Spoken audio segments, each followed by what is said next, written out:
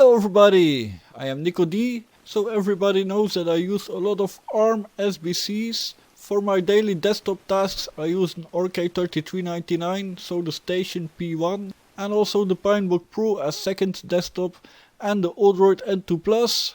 But for editing long videos and for building ambient images I still use my x86 PC.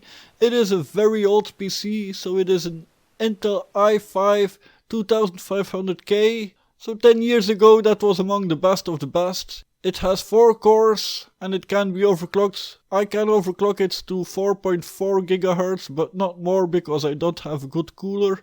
But it can go a little bit higher. But these days there are a lot better CPUs. The last years AMD has caught up a lot and has now produced a lot of great CPUs. So it is time for me to upgrade my PC. So in this video I'm gonna show you how I made my choices and why I made my choices. So for this I'm going to use the PC builder from Alternate. I've been buying my stuff at Alternate for a long time, so this is my choice to buy it here. I could also have used the PC builder to make my choice of my PC parts and then search for cheaper options, but I trust Alternate, so I bought it here. So the first choice I'm gonna have to make is the CPU. So I want everything at least 2 times as powerful as my old PC, so I want 8 cores. So I arrange everything by price, then I see what is cheapest on top and most expensive on the bottom. And then I go down and I watch how many cores they all got. So the first one has got 2 cores, then 4 cores, another with 2 cores. So I go down, so this one has got 6 cores, but that's not enough. Here an Intel 6 core. So here we've got the Ryzen 3600. So let's go down. So here we've got our first 8 core CPU. So the Intel i7 9700KF. So 3.6 GHz and a 4.9 GHz turbo boost. So that's the first, but let's go see where there is an AMD 8 core CPU. So if we go down a little bit, then we see here the AMD Ryzen 7 3700X socket AM4 processor. So this is 8 cores. So now if you want to know the differences between those CPUs, you can search it in Google. So what I do is type the processor name, so the Ryzen 3700X versus, what was it, so the i7 9700KF. And then you got this. Well, I must say the first one wasn't very helpful. It was very misleading. It didn't show the real advantages of the Ryzen 3700X versus the i7 9700KF. So I don't advise to use userbenchmark.com because it here shows that the Intel is a lot more powerful, while that is not really the truth. Single core performance maybe, but not multi-core performance. So let's go back. And here the second is versus.com, and this was a lot more helpful. So here we've got both, and here we see that the AMD Ryzen 3700X has got 69 points. And the Intel i7 9700KF has got 59 points. So if we go down a little bit, then here we see a very good comparison. So here we can see the differences between the AMD and the Intel CPU. So the RAM can be higher, so up to 3200 MHz versus 2666 MHz, while the latency is better for the Intel, I must say that. So the AMD has got 8 CPU threads more, so 16 threads versus 8 threads.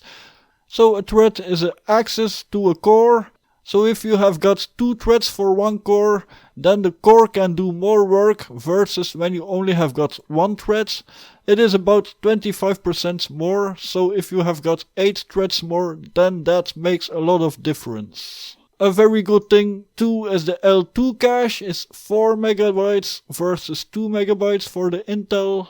It uses the 7nm process from TSMC versus the 14nm from Intel. The level 3 is bigger with 32 MB versus 12 MB, and most important for me, it consumes a lot less, so 30 watts less, so 65 watts maximum TDP versus 95 watts. So that is quite a difference, and that is something that I find important. I do want a powerful PC, but I don't want no room heater. I actually find it appalling that x86 PCs consume that much. If you compare it with an ARM SBC, the CPU alone consumes 10 times more than an ARM SBC. That is just crazy. An ARM SBC is CPU, GPU, RAM, everything together, while this is only the CPU. But well, I've got to accept it. So my choice is quickly made. I'm not gonna go for the Intel, but certainly I'm gonna go for an AMD. Then there is something else. So there is the AMD 3800X. I have seen reviews about it, so I know about it, but still I can compare them here. And there is actually no difference. It are the same CPUs. The 3800X is more expensive than the 3700X, but it is clocked 100 MHz higher than the 3700X.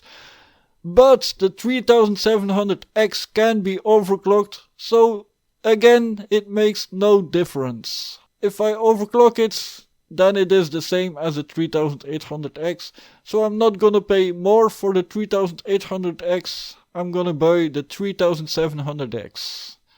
That choice is made. So the next choice will be the motherboard.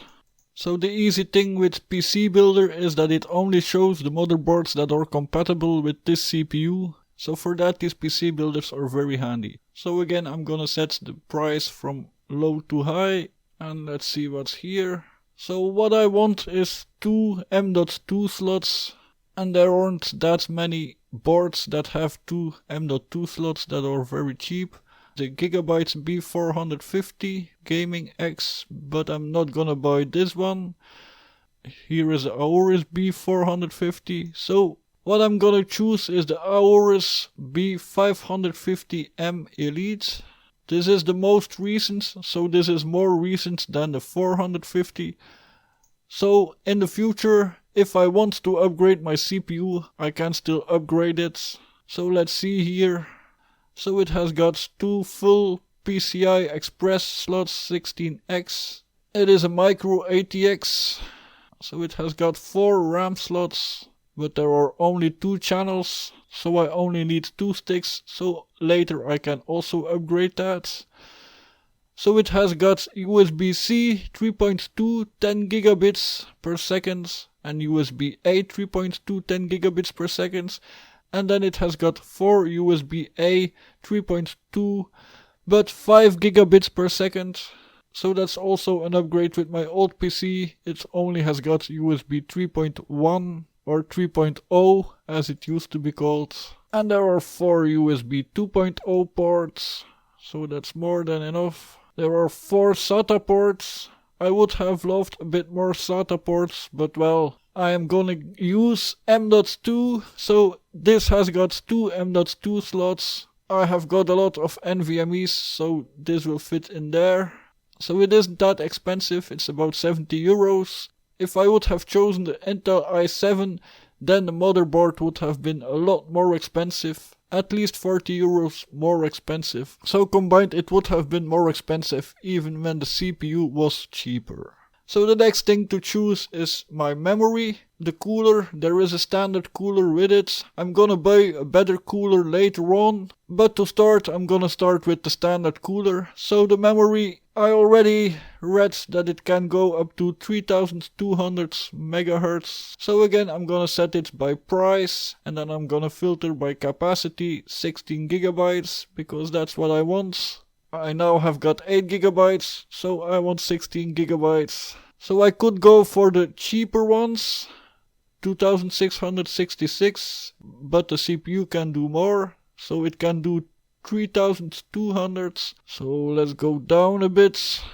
Here we've got the G-Skill 16GB DDR4 3200. So I chose something else. It wasn't that much more expensive. It was only €1 more. And it is better, so the G-Skill 16GB DDR4 3600 MHz. So then I can overclock it also a little bit. And that's always fun. So I'm gonna choose these. Now the next thing is the GPU. This is a bit hard these days. It is very hard to get a decent GPU for a good price. I could buy a second-hand GPU, but then you never know what has happened with it before. So I am gonna buy a new GPU. I could buy a 2GB cheap GPU of less than €100, but I want something that is decent and that is also good for productivity. So this PC is mostly for my productivity tasks. So I want a 4GB model. This one is cheaper, but I couldn't choose it. I would have waited for it. So I will choose the GTX 1650 D6 OC with 4GB. It isn't a very good GPU. There are a lot better GPUs and I could find a better GPU for that price. But well, I have to make a choice and I chose this. Later on I can also buy a new and better GPU. It is a pity that I have to pay that much money for it, but GPUs just are that expensive these days. And then as last my PSU, so for that I again sort it by price. And here the second is from EVGA, 600 watts, that's more than enough. And it is only 34.99, so €35. So that is very cheap. I trust EVGA, it is a good brand. So I'm gonna choose that. So last thing is my OS. I'm not gonna buy no OS. I don't want no Windows. I use Linux. So that's my configuration. I'm not gonna buy any SSDs because I've got them at home. And I've got enough cases, so I'm not gonna buy a case. So that's all I needed. Now all I need to do is pay for it and wait for it to arrive. It will arrive tomorrow on Thursday, so I can't wait for it. So first I have to thank Yuri who helped me assure that I made the right choices, and also of course my loyal viewers who have helped me with donations either on PayPal or on Patreon. So I now have got 3 Patreons. So if you want to support me, you can on Patreon or you can on PayPal. The link's here down below. So thank you all for watching. That's it for today. The next video will probably be the assembly of this PC. I hope you like these videos. Thank you all for watching. See you all later. Bye.